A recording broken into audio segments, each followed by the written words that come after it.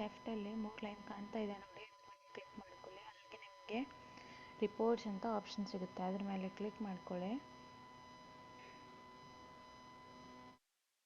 ಥರ page open ಆಗುತ್ತೆ reports ಅಂತ. ನೀವು ರಿಜಿಸ್ಟರ್ ಮಾಡಿಟ್ಟು ಫಾರ್ಮರ್ ಮೇಲಿಂದ ರಿಪೋರ್ಟು, ಓಕೆನಾ, ಕ್ಲಿಕ್ ಮಾಡ್ಕೊಳ್ಳಿ. ಈ ಟೈಪ್ ಓಪನ್ ಆಗುತ್ತೆ. ಇಲ್ಲಿ ನಿಮಗೆ ಎಲ್ಲ ನಮೂನೇಸು ಸಿಗುತ್ತೆ. ಇಲ್ಲಿ ನಮೂನೆ 1 to 11 ಇದೆ ನೋಡಿ.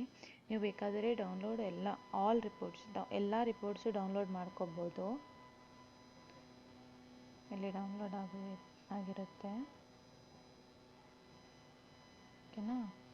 ಈ ಟೈಪ್ ಬಂದಿರುತ್ತೆ. ನಮೂನೆ 1, ನಮೂನೆ 2, ನಮೂನೆ 3, 4, 5 ಎಲ್ಲ ನಮೂನೆ 11 ತನಕ ಬಂದಿರುತ್ತೆ, ಓಕೆನಾ.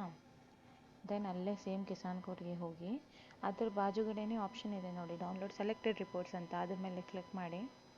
ನಿಮಗೆ ಬೇಕಾಗಿರೋ ರಿಪೋರ್ಟ್ಸ್ ಅಷ್ಟೇ, ಲೈಕ್ ನಮೂನೆಗಳಷ್ಟೇ ನೀವು ಡೌನ್ಲೋಡ್ ಮಾಡ್ಕೋಬೋದು.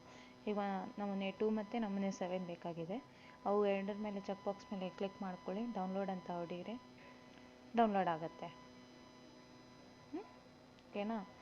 ಸೇಮ್ ನಮೂನೆ 1 ಈ ಬಟನ್ ಮೇಲೆ ಕ್ಲಿಕ್ ಮಾಡಿದ್ರೆ ನಿಮಗೆ ನಮೂನೆ 1 ಓಪನ್ ಆಗುತ್ತೆ, ಓಕೆನಾ.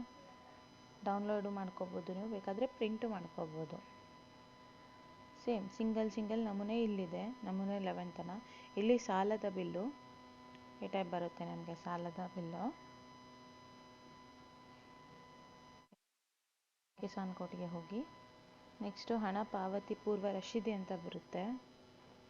ಬಟನ್ ಮೇಲೆ ಕ್ಲಿಕ್ ಮಾಡಿದ ತಕ್ಷಣ ಈ ಟೈಪ್ ಓಪನ್ ಆಗಿರುತ್ತೆ. ನೀವು ಬೇಕಾದರೆ ಇದಕ್ಕೆ ಡೌನ್ಲೋಡು ಮಾಡ್ಕೋಬೋದು, ಪ್ರಿಂಟು ಮಾಡ್ಕೋಬೋದು. ದೆನ್ GPS ಫೋಟೋ ಫಾರ್ಮೇಟ್ ಬರುತ್ತೆ.